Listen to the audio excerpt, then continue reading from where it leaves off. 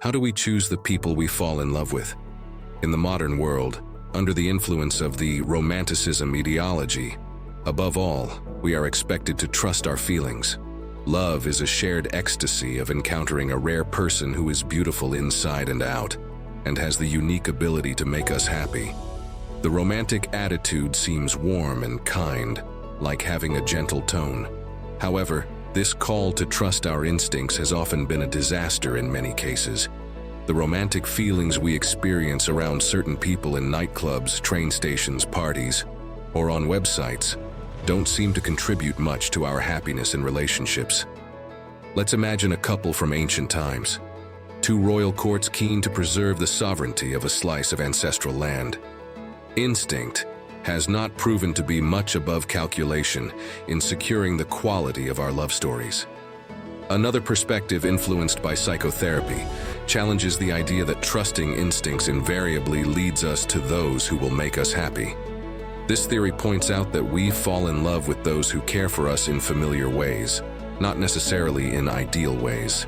Adult love is based on a template of love created in childhood, and is likely entwined with a range of problematic attractions that militate against our chances of growth and happiness as adults.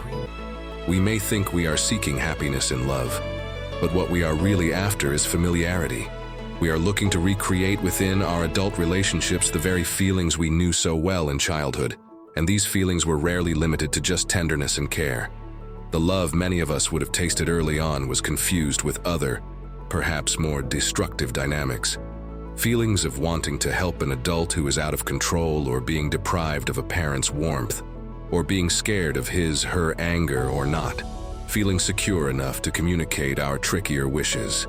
Therefore, as adults, we tend to reject certain candidates not because they are wrong for us, but because they feel a little too right, seeming somehow excessively balanced, mature, understanding, and reliable, given that such rightness feels foreign and unearned in our hearts.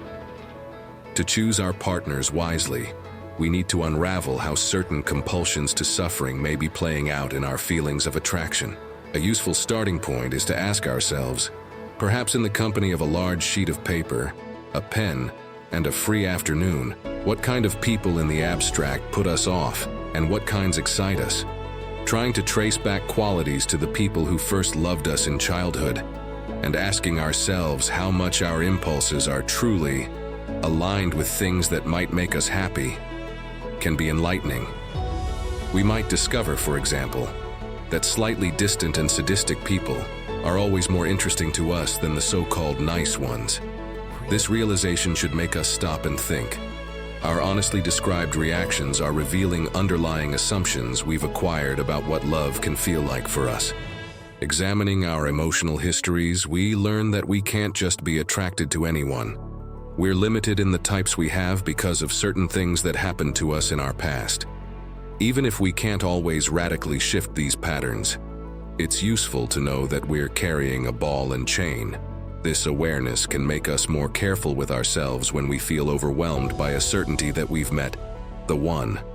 After just a few minutes chatting at the bar, or when we're certain someone is just bland or boring, even though objectively they do have a lot going for them. Ultimately, we have the chance to be liberated to love different people from our initial types when we find that the qualities we like, and the ones we very much fear, can be found in different constellations from those we encountered in the people who first taught us about affection long ago. In a childhood we should strive to understand and, in many ways, free ourselves from.